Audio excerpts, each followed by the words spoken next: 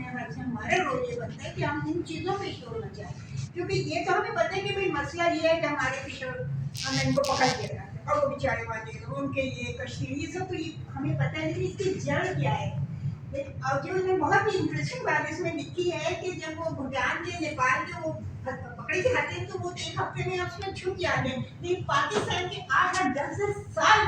तो पीछे वजह कुछ और है ना। हमारी किशोर की होती तो वो तो नेपाल के नहीं है भूटान के, जैसे इन्होंने अपनी रिपोर्ट में बताया। तो मेरे ख्याल से पाकिस्तान और इंडिया के ताल्लुक जो कि सिविल सोसाइटी कोशिश करती रही थी, साजिना वागतिया करामत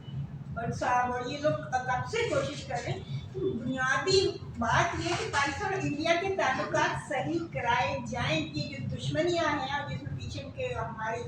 जो एलीट्स हैं उनके मफादात हैं वो ख़त्म हो। अवाम का तो मुतालबा यही होना चाहिए कि पाकिस्तान और इंडिया के ताल्लुकात अच्छे हों। और दूसरे हमारा